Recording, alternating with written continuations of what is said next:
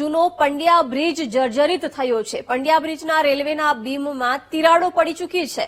બીમમાં સિમેન્ટના પોપડા પણ ઉખડી ગયા છે। બીમની તિરાડોને કેમિકલ લગાવીને પૂરવાનું કામ શરૂ કરાયું છે।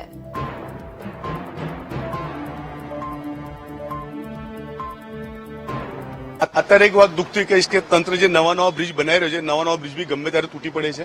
અને મુદ્દાની વાત કરીએ તો આ શાસ્ત્રી બ્રિજ કે આશરે 60 થી 70 વર્ષ જૂનો બ્રિજ છે અને જે પ્રમાણે જે પિલ્લરો છે, પિલ્લરોના સિમેન્ટ ઉખડી ગયા હતા અને તંત્રે એને પંચર કરીને અંદર કેમિકલ ભરેલું છે।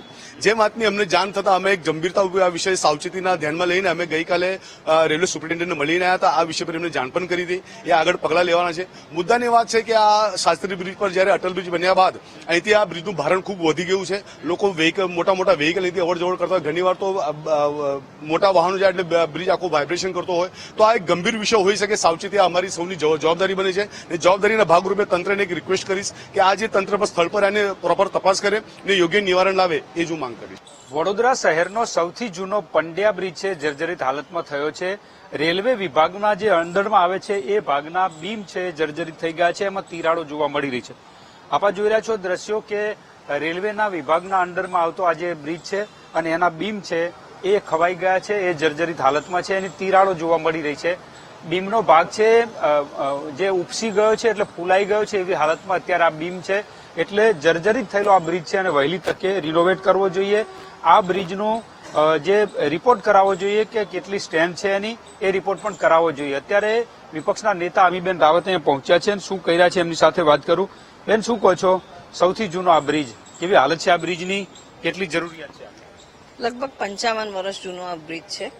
બાજુમાં 7-8 વર્ષ પહેલા વાઇડનિંગ કરીને એક નવો બ્રિજ પેરેલલ બનાવ્યો, કારણ કે આ બ્રિજ પર ટ્રાફિકનો લોડ ખૂબ વધારે હોય છે અને ઈસ્ટ અને વેસ્ટ વડોદરાને કનેક્ટ કરતો કદાચ આ સૌથી વધારે વપરાતો બ્રિજ છે, ત્યારે આની જરૂરિયાત બી ખૂબ મોટી છે। 8-1 વર્ષ પહેલા આનું સ્ટ્રેન્થનિંગ કરવામાં આવેલું, ત્યારે બી અમે રેસ કરેલો આ પ્રશ્ન, મુખ્યમંત્રીને પત્ર લખેલા કે આની હાલત જર્જરિત છે।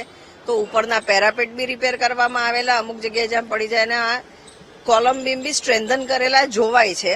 પણ 7-8 વર્ષમાં સ્ટ્રેન્થન કરેલી વસ્તુમાં હવે આપ જોશો તો સીપેજ ખૂબ મોટી પ્રમાણમાં દેખાય છે। ઉપરથી સ્લેબમાંથી પાણી આવે છે, કોલમ બીમમાં પાણી આવે છે, અમુક બીમ ફૂલેલા બી દેખાય છે। ત્યારે અમારી ડિમાન્ડ છે કે તાત્કાલિક ધોરણે આ બ્રિજનું ફરીથી સ્ટ્રક્ચરલ સ્ટેબિલિટી રિપોર્ટ કઢાવવામાં આવે।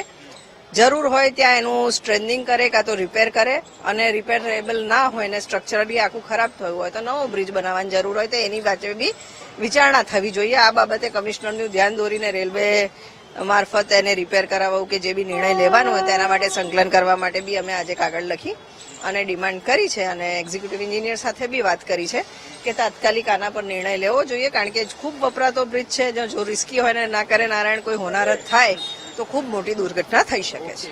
જર્જરિત છે, આપ જોઈ રહ્યા છો બ્રિજની નીચેથી રેલવે પસાર થઈ રહી છે। ઉપરના ભાગે આખા વડોદરા શહેરનો મોટા ભાગનો ટ્રાફિક છે આ બ્રિજ ઉપરથી જઈ રહ્યો છે, ત્યારે વહેલી તકે આ બ્રિજને રિપેર કરવામાં આવે અથવા તો એનું આયોજન કરવામાં આવે, કારણ કે આ બ્રિજનો સ્ટેબિલિટી રિપોર્ટ કઢાવવો જરૂરી છે। આપ અહીંયા આ દ્રશ્યો જોઈ રહ્યા છો કે બ્રિજને જે રીતે જર્જરિત થયો છે, કેમિકલની પ્રોસેસ કરવામાં આવી છે, પરંતુ તેમ છતાં બ્રિજ ઉપર તિરાડો જોવા મળી રહી છે। આ ઉપરાંત બ્રિજમાંથી પાણી પણ ટપકી રહ્યું છે આ બીમમાંથી, એટલે ખાસ તાતી જરૂરિયાત છે બ્રિજને રિપેરિંગ કરવાની। જર્જરિત થયેલો બ્રિજ છે એ વહેલી તકે વ્યવસ્થિત કરવામાં આવે એવી અત્યારે માંગ ઉઠી છે। આ ઉપરાંત મુખ્યમંત્રીને પણ પત્ર લખવામાં આવશે અને ડીઆરએમને પત્ર લખીને પણ આની જાણ કરવામાં આવશે, પરંતુ જોખમી બનેલો બ્રિજ છે એની વહેલી તકે રિપેરિંગ કરવામાં આવે એવી અત્યારે માંગ ઉઠી રહી છે। કેમેરામેન કિશોર ક્ષીરસાગર સાથે માનુ ચાવડા, વીટીવી ન્યૂઝ।